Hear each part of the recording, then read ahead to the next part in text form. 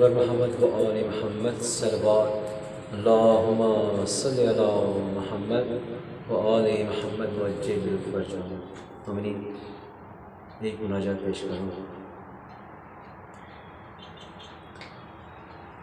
11ویں مقتدی دین کے رہبر،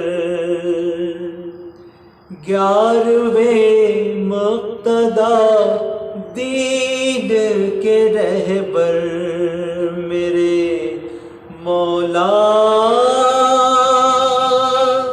حسن عسکری ہے. نائب مصطفیٰ جان حیدر میرے مولا حسن عسکری ہے. حجت کبریاء کے پدر ہے، نعرے دوزخ کے مولا سپر ہے. حجت کبریاء کے پدر ہے، نعرے دوزخ کے مولا سپر ہے. وارث خلد و تسلیم و کوثر، وارث خلد و تسلیم و کوثر میرے مولا حسن عسکری ہے. راستہ دین حق کا بتایا، سوئی ملت کو آ کر جگایا. راستہ دین حق کا بتایا، سوئی ملت کو آ کر جگایا. شان احمد ہے اور عزم حیدر، شان احمد ہے اور عزم حیدر میرے مولا حسن عسکری ہے.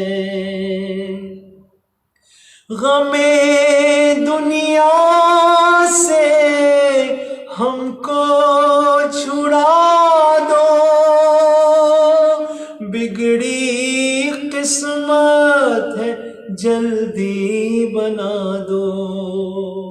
غم دنیا سے ہم کو چھڑا دو، بگڑی قسمت ہے جلدی بنا دو. ہم سے روٹھا ہے مولا مقدر، ہم سے روٹھا ہے مولا مقدر میرے مولا حسن عسکری ہے. آئیے جلدی امام زمانہ، آئیے جلدی امام زمانہ، ملے راحت کا ہم کو ٹھکانہ. ان کے قدموں سے دنیا منور، ان کے قدموں سے دنیا منور میرے مولا حسن عسکری ہے. سیدہ کی یہی التجا ہے، سیدہ کی یہی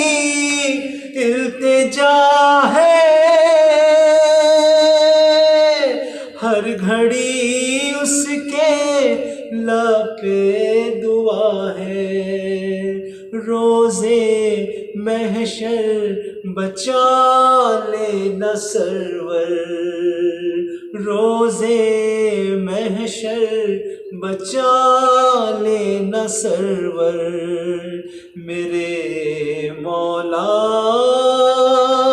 حسن عسکری ہے، 11ویں مقتدا دین کے رہبر، میرے مولا حسن عسکری ہے، نائب مصطفیٰ جان حیدر، میرے مولا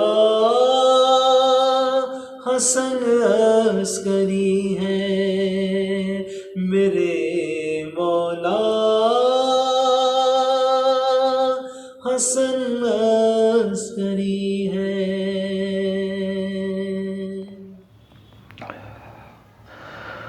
نہ خسروی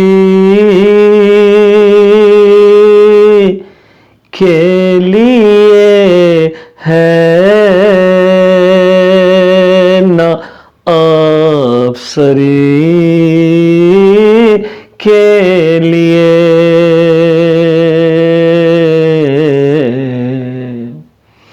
نہ خسروی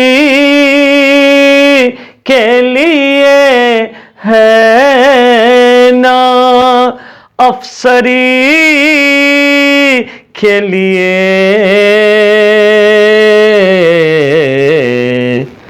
زبان واقف ہے بس مدح عسکری کے لیے،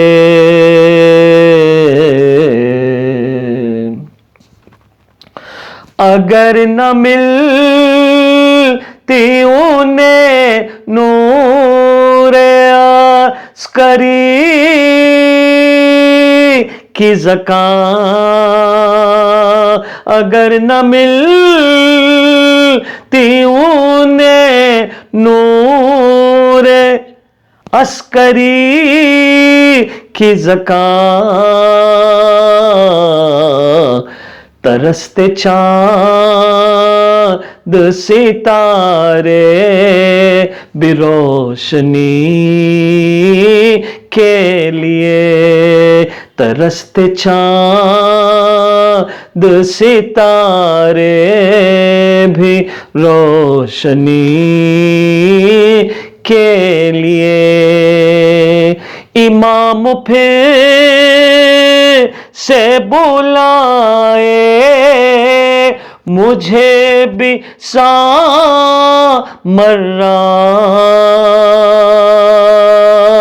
امام پھر سے بلائے مجھے بھی سامراں، ترس رہی ہے جبیں کا سے بندگی کے لیے، ترس رہی ہے جبیں کا سے بندگی کے لیے، میرے امام کا ہم سر وہ کیسے لاتے بھلا، میرے امام کا ہم سر وہ کیسے لاتے بھلا، ملا نہ جب کوئی خمبر کہ ہم سری کے لیے، ملا نہ جب کوئی خمبر کہ ہم سری کے لیے یہ بولا دار پہ می سم میں کیسے رک جاؤں یہ بولا دار پہ می سم میں کیسے رک جاؤں زبان دی ہے مجھے جاؤ علی علی کے لیے زبان دی ہے مجھے جاؤ علی علی کے لیے مجھے ہے فخر کہ میں ان کے در کا نوکر ہوں ہمیں ہے فخر کہ ہم ان کے در کے نوکر ہیں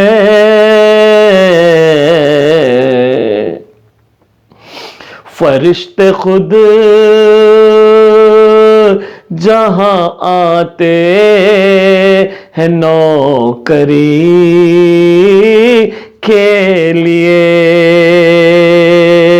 فرشتے خود جہاں آتے ہیں نوکری کے لیے علی کو دیکھ کے بالی پہ میں پکاروں گا علی کو دیکھ کے بالی پہ میں پکاروں گا اے میری موت ٹھہر جا دو گھڑی کے لیے اے موت ٹھہر جا دو گھڑی کے لیے نہ خسروی کے لیے ہے نہ افسری کے لیے نہ خسروی کے لیے ہے نہ افسری کے لیے زبان وقف ہے بس مد ہے عسکری کے لیے اعوذ باللہ من الشیطان الرجیم بسم اللہ الرحمن الرحیم الحمد لأہلہ والصلاة علی اہلہا اما بعد سب سے پہلے 11ویں امام حسن عسکری علیہ السلام کی ولادت و سعادت کے موقع پر تمام جہان تشیع کی خدمت میں ہدیہ تبریک و تہنیت پیش کرتا ہوں کہ خداوند عالم نے آج 11ویں ہادی اور رہنما کو اس دنیا میں بھیجا جو انسانیت کی ہدایت کے لیے اس دنیا میں بھیجا گیا. اور جب بھی کسی امام کی ولادت ہو یا شہادت ہو اس موقع پر ہماری ذمہ داری یہ ہونا چاہیے کہ ہم اسی مناسبت سے اسی نبی اور اسی امام کے متعلق گفتگو کریں تاکہ جس کی ولادت اور شہادت ہے اس کے بارے میں ہمیں کچھ علم اور ہمیں کچھ معلومات ہو۔ عام طور پہ دیکھا یہی جاتا ہے کہ شہادت کسی اور کی ہے، ذکر کسی اور کا کیا جا رہا ہے، مرثیہ کسی اور کا پڑھا جا رہا ہے، نوحہ کسی اور کا پڑھا جا رہا ہے، فضائل کسی اور کے بیان کیے جا رہے ہیں۔ جس کی شہادت ہو اسی کا ذکر کیا جائے، اسی کے مصائب پڑھے جائیں، جس کی ولادت ہو اسی کے فضائل بیان کیے جائیں، اسی کے کمالات بیان کیے جائیں، تاکہ ہر امام کے بارے میں ہمیں تھوڑا بہت علم ہو جائے۔ اور اگر اس طرح سے ذکر نہ کیا گیا تو ہم چند اماموں ہی میں محدود ہو کے رہ جائیں گے، سب کی ہمیں نہ معرفت ہو پائے گی، نہ سب کے بارے میں ہمیں علم ہو پائے گا، نہ ہم سب کو پہچان پائیں گے۔ آج کی یہ تاریخ وہ تاریخ ہے کہ جس میں 11ویں امام حسن عسکری علیہ السلام پیدا ہوئے۔ اگر امام حسن علیہ السلام کی زندگی کو دیکھا جائے تو آپ کی زندگی بڑی مختصر سی زندگی ہے۔ 28 سال اس دنیا میں رہے، مگر یہ 28 سال ایسے گزارے علم کے ذریعے، معرفت کے ذریعے، ہدایت کے ذریعے، کردار کے ذریعے، اقدار کے ذریعے، کہ یہ 28 سال قیامت تک کے جتنے بھی زمانے ہیں اس پر محیط ہے۔ اگر دنیا درس لینا چاہے تو امام کی اس 28 سالہ زندگی سے درس لے سکتی ہے۔ قیامت تک آنے والی نسلیں امام کی اس مختصر سی زندگی سے درس اور سبق لے سکتی ہیں۔ امام علیہ السلام نے اس 28 سالہ زندگی میں جہاں ہر طرف سے مصیبتیں تھیں، مشکلیں تھیں، پریشانیاں تھیں، بنی عباس تنگ کر رہے تھے، جینا دوبھر کیے ہوئے تھے، ایسے عالم میں امام علیہ السلام نے جو سب سے بڑا کام کیا وہ یہ کہ امام نے شاگرد تیار کیے، علم تقسیم کیا، علم بانٹا، لوگوں کو پڑھایا، لوگوں کو تعلیم دی۔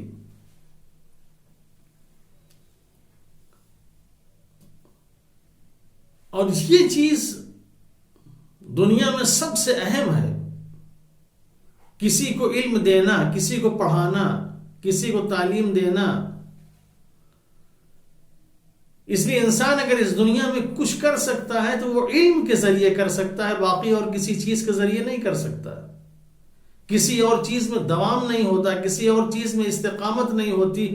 اگر دوام، پائیداری، بلندی اگر کسی چیز میں ہے تو وہ علم میں ہے۔ لہذا ہمارے انبیاء ہوں یا ائمہ علیہم السلام ہوں، جتنے ہوں، سب نے اگر اپنی معرفت کا ذریعہ بنایا، اپنی پہچان کا ذریعہ بنایا، کسی چیز کو سب سے زیادہ اہمیت دی تو وہ علم کو دی۔ اس لیے علم ایک ایسی چیز ہے جو ہمیشہ انسان کے ساتھ رہتا ہے، جو انسان کو بلندی عطا کرتا ہے۔ باقی دنیا کی ہر چیز انسان کا ساتھ چھوڑ دیتی ہے، نہ دولت انسان کا ساتھ دیتی ہے، نہ حکومت انسان کا ساتھ دیتی ہے، نہ اقتدار انسان کا ساتھ دیتا ہے۔ اگر کوئی چیز انسان کا ساتھ دیتا ہے تو وہ ہے علم۔ اور اسی علم کے ذریعے ائمہ اطہار علیہ السلام نے دین کو بھی بلند کیا، اسلام کو بھی بلند کیا، اور سب کی حفاظت کی، سب کو بچایا۔ اگر یہ علم ان کے پاس نہ ہوتا تو دین اور اسلام کی حفاظت، مسلمان کی حفاظت مشکل ہو جاتی۔ یہی امام ہیں بنی عباس کا زمانہ ہے، قید و بند کی زندگی ہے. ایسے عالم میں جو ایک سب سے بڑی آزمائش اور سب سے بڑا امتحان سامنے آیا، وہ تھا بارش کا نہ ہونا، قحط پڑنا. اور عالم یہ تھا جہاں امام زندگی بسر کر رہے تھے 3 سال قحط پڑا، بارش نہیں ہوئی، لوگ بھوکے مر رہے تھے، لوگ پریشان تھے، بادشاہ گھبرایا ہوا تھا، آخر کریں تو کیا کریں، بارش کا نام و نشان نہیں ہے، لوگ حیران و پریشان ہیں. لہذا بادشاہ حکم دیتا ہے کہ تم سب کے سب شہر کے باہر جاؤ اور جا کے نمازیں پڑھو، دعائیں کرو، گڑ گڑاؤ، رو، کچھ بھی کرو. لوگ شہر سے باہر جاتے رہے، دعائیں کرتے رہے، مناجات کرتے رہے، عبادت کرتے رہے، نمازیں پڑھتے رہے، سب کچھ کیا، مگر بارش نہیں ہوئی.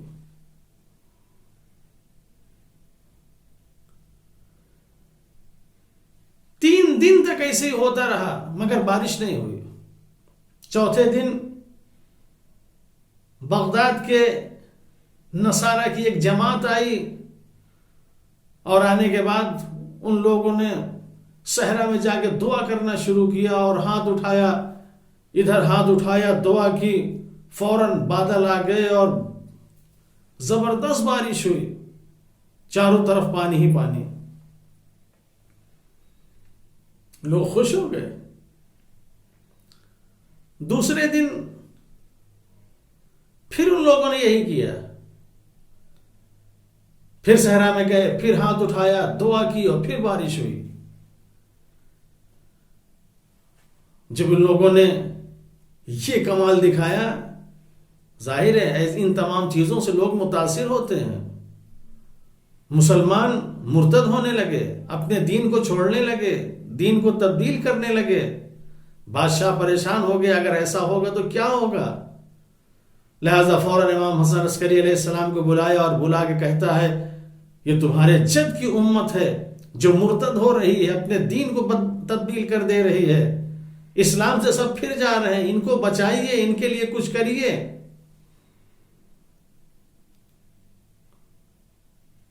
اس لیے کوئی بچا سکتا ہے تو وہ آپ کی ذات ہے، اس کے علاوہ انہیں کوئی نہیں بچا سکتا مرتد ہونے سے.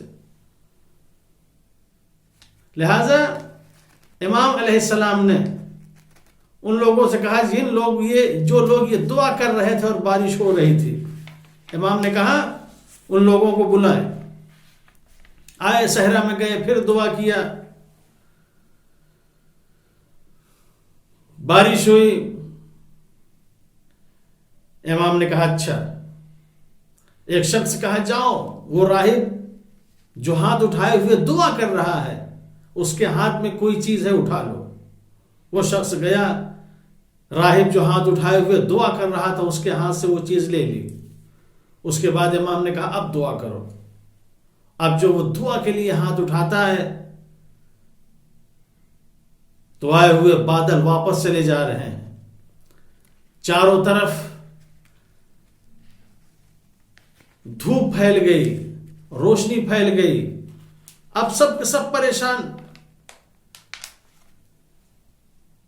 کہ یہ کیا ہو گیا، یہ بادل کہاں چلے گئے، یہ بارش کہاں چلی گئی. ابھی تک تو یہ ہاتھ اٹھاتے تھے بارش ہوتی تھی. امام نے کہا بارش ان کی وجہ سے نہیں ہو رہی تھی، ان کے اندر کوئی کمال نہیں تھا، ان کے اندر کوئی صلاحیت نہیں تھی. یہ جو دعا کر رہا تھا ہاتھ اٹھا کر، اس کے ہاتھ میں نبی کی ایک ہڈی تھی، اور اس نبی کے ہڈی کا کمال یہ تھا کہ جب اسے زیر آسمان لاتا تھا اور دعا کے لیے ہاتھ اٹھاتا تھا تو بارش ہونے لگتی تھی. یہ نبی کی ہڈی کی اہمیت ہے، یہ نبی کی ہڈی کا کمال ہے کہ اگر وہ زیر آسمان آ جائے تو رحمت نازل ہونے لگتی ہے. اللہ اکبر، نبی کی ہڈی کا یہ مقام، ہڈی کا یہ مرتبہ دنیا کو پہچاننا چاہیے، دنیا کو سمجھنا چاہیے. جب ہڈی کی یہ اہمیت ہے، ہڈی کا یہ مقام ہے، تو پیغمبر اسلام حضرت محمد مصطفیٰ صلی اللہ علیہ وآلہ وسلم نے جنہیں کہا یہ میرے خون ہیں، یہ میرے گوشت ہیں، یہ میرے پوست ہیں، یہ سب کچھ میرے ہیں، یہ میرے اہل بیت ہیں، تم ان کو مانو، تم ان کو تسلیم کرو، تم ان سے محبت کرو. اگر تم ان کو مان لو گے تو تمہارے لیے یہ باعث رحمت ہے. جیسے میں تمہارے لیے رحمت ہوں ویسے یہ بھی تمہارے لیے رحمت ہوں گے. لیکن ان تمام چیزوں کو دیکھنے کے بعد لوگوں نے نہیں مانا اور نہیں تسلیم کیا. یہی وجہ ہے کہ آج دنیا یہ مسلمان جو رحمت الہی سے محروم ہیں اور مایوس ہیں، اس کی وجہ یہی ہے. جن کو ماننا چاہیے تھا، جن کو تسلیم کرنا چاہیے تھا، جن سے محبت کرنا چاہیے تھا، ان سے محبت نہیں کرتے. تو یہ کمال اس راہبوں کے اندر نہیں تھا، کمال اس ہڈی کے اندر تھا. امام نے فرمایا یہ ہڈی کی وجہ سے یہ سب ہو رہا تھا. جتنے مرتد ہو گئے تھے، جتنے اپنے دین کو چھوڑ چکے تھے، پھر ایک مرتبہ واپس آتے ہیں، کلمہ پڑھتے ہیں، دائرہ اسلام میں آتے ہیں اور اسلام قبول کرتے ہیں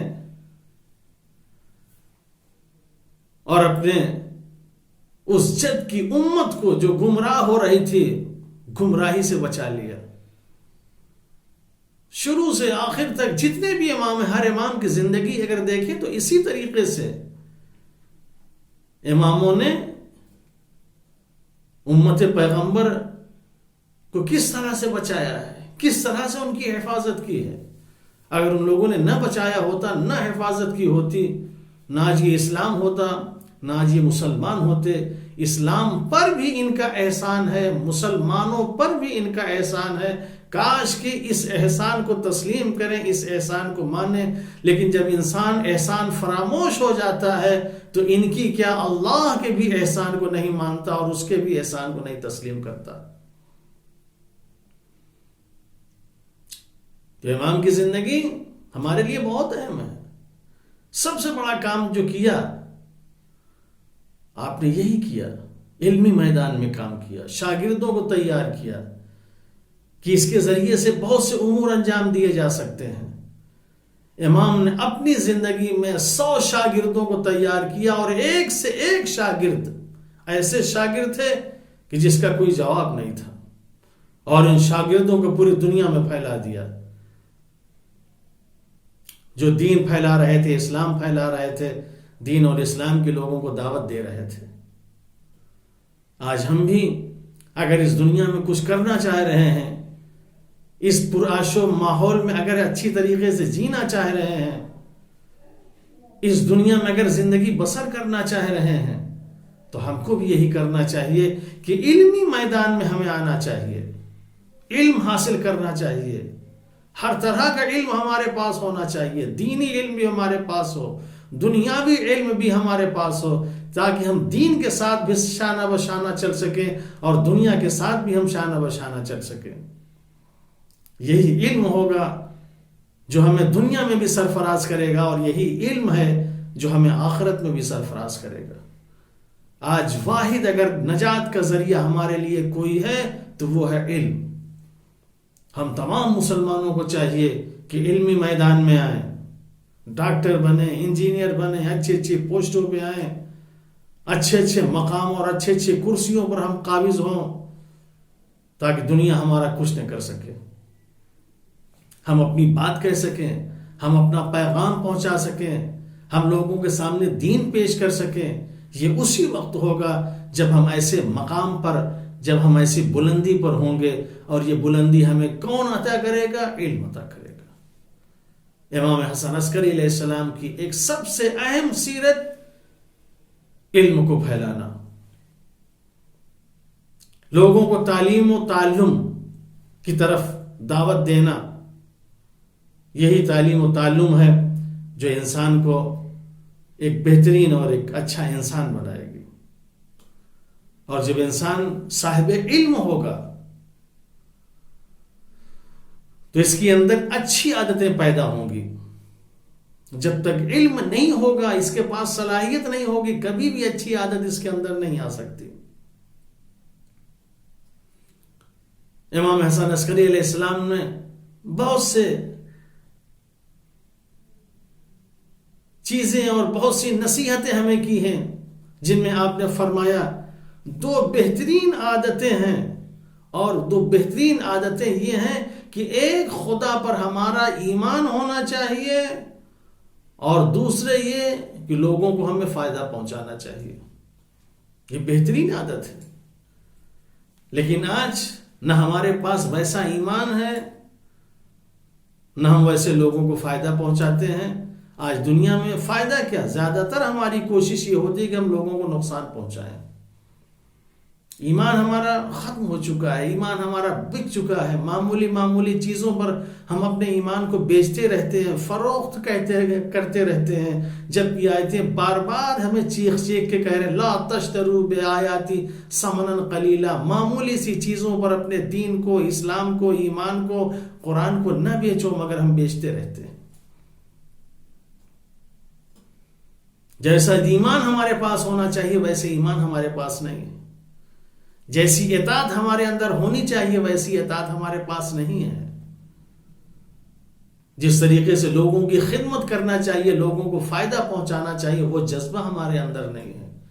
اسلام میں یہی دو چیزیں ہیں، الطاعۃ للخالق والشفقۃ علی المخلوق. اللہ کی اطاعت اور مخلوق کی خدمت، یہی سب سے بڑی اطاعت ہے. لیکن چونکہ ایمان نہ ہونے کی وجہ سے ہم اطاعت سے محروم ہیں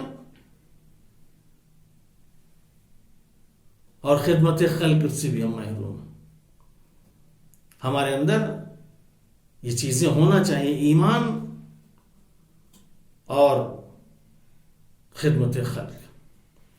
دوسری چیز جو امام نے فرمائی، تواضع، انکساری اور فروتنی. یہ ہے کہ جب کسی کے پاس سے انسان گزرے تو اسے سلام کرے، اور کسی مجلس میں کسی جگہ بیٹھے تو معمولی سی جگہ بیٹھے. مگر آج یہ ہمارے پاس نہیں ہے، یہ تواضع، یہ فروتنی، یہ انکساری. ہم کسی کو سلام کرنا عیب سمجھتے ہیں، اپنے آپ کو چھوٹا سمجھتے ہیں. اگر ہم سلام کر لیں گے تو چھوٹے ہو جائیں گے، نیچے ہو جائیں گے، کمتر ہو جائیں گے. لہٰذا ہم کسی کو سلام نہیں کرتے. ہمیں سلام کریں ہم جواب دیں گے، ہم سلام نہیں کریں گے. جبکہ سلام کرنے کا زیادہ ثواب ہے، سلام کے جواب کا بہت کم ثواب ہے. مگر انسان اس امید اور اس آرزو میں رہتا ہے کہ لوگ ہمیں سلام کریں. لیکن جو لوگ نیک اور اچھے ہوتے ہیں وہ پھر یہ نہیں دیکھتے کون ہے کیا ہے، پہلے وہ سلام کرتے، اسے معلوم ہے سلام کیا ہے. اور جو مجلسوں میں بیٹھتے ہیں تو معمولی جگہ جہاں جگہ پاتے ہیں بیٹھ جاتے ہیں. لیکن جو لوگ اپنے آپ کو بڑا سمجھتے ہیں وہ معمولی جگہ بیٹھنا اپنے آپ کو حقیر سمجھتے ہیں. یہاں نہیں بیٹھنا چاہیے. سر محفل بیٹھیں گے، سر مجلس بیٹھیں گے، بیچ میں جا کے بیٹھیں گے، ایسی جگہ بیٹھیں گے جہاں اپنی عزت سمجھیں گے. معمولی جگہ نہیں بیٹھتے. یہ انکساری نہیں ہے، یہ تواضع نہیں ہے، یہ انسان کے شایان شان نہیں ہے. جو اپنے آپ کو بہت بڑا سمجھتا ہے وہ ایسے ہی کرتا ہے. تیسری چیز جو امام نے فرمایا، پڑوسیوں کی نیکی کو چھپانا اور برائیوں کو اچھالنا، یہ ہر شخص کے لیے کمر توڑ دینے والی مصیبت ہے. پڑوسی ہمارے ساتھ نیکی کرتے ہیں مگر ہمیشہ ہم چھپاتے ہیں، اس کی نیکیوں کا ہم ذکر ہی نہیں کرتے. لیکن اگر کوئی برائی کرتا ہے انہی میں سے، ہم اس کی برائیوں کو اچھال دیتے ہیں. یہ نہیں سمجھتے کہ جو ہم اس کے لیے کر رہے ہیں یہ صرف ہم اسی کی کمر نہیں توڑ رہے ہیں، ہماری بھی کمر کوئی توڑے گا. اسی طریقے سے ہماری بھی نیکیوں کو کوئی چھپائے گا، ہماری بھی برائیوں کو کوئی اچھالے گا. جب ہم کسی کے ساتھ کریں گے تو وہ بھی ہمارے ساتھ ایسے ہی کرے گا. لہذا یہ چیز نیکیوں کو چھپانا اور برائیوں کو اچھالنا یہ نہیں چاہیے. انسان کو باقاعدہ جو حق ہے وہ بیان کرنا چاہیے. نیکی کیا ہے تو اس کو آپ بیان کریں, برائی ہے تو اس کو آپ اچھالنے کی کوشش نہ کریں, اسے بھی آپ چھپائیے. جو چیز چھپانے کی اسے آپ نہیں چھپا رہے ہیں, اور جو چیز چھپانے کی اسے بیان کر رہے ہیں. ایسا نہیں ہونا چاہیے. اس کے بعد امام فرماتے ہیں وہ شخص بدترین شخص ہے جس کے 2 منہ اور 2 زبانیں ہوں. جب دوست سامنے آئے تو اپنی زبان سے خوش کر دے, اور جب وہ چلا جائے تو اسے کھا جانے اور اس کے خلاف سازشیں کیا کرے. کیا ایسا انسان کو ہونا چاہیے؟ انسان کے پاس ایک منہ ہونا چاہیے, ایک زبان ہونا چاہیے. جس زبان سے کوئی چیز کہہ رہا ہے, جس منہ سے کوئی چیز کہہ رہا ہے, وہی جو سامنے کہہ رہا ہے وہی اسے پیٹھ پیچھے بھی کہنا چاہیے. ایسا نہ ہو کہ منہ کے سامنے کوئی سامنے آیا ہے تو کچھ اور کہے, اور جب وہ انسان چلا جائے تو کچھ اور کہے. 2 منہ نہیں ہو جائے. آج جسے دیکھیں ہم میں سے ہر ایک کی یہی حالت ہے. ہماری 2 زبانیں, ہمارے پاس 2 منہ ہیں. ہماری باتیں ایک نہیں ہوتی, الگ الگ ہوتی ہیں. ہمارے بیان ایک نہیں ہوتے, الگ الگ ہوتے ہیں. کسی کے لیے ایک بیان ہوتا ہے, کسی کے لیے دوسرا بیان ہوتا ہے. لیکن جہاں انسان ایک زبان اور ایک منہ والا ہوتا ہے وہاں ایک ہی چیز بیان کرتا ہے جو حق ہوتی ہے. اس سے ہٹ کے انسان نہیں بیان کرتا.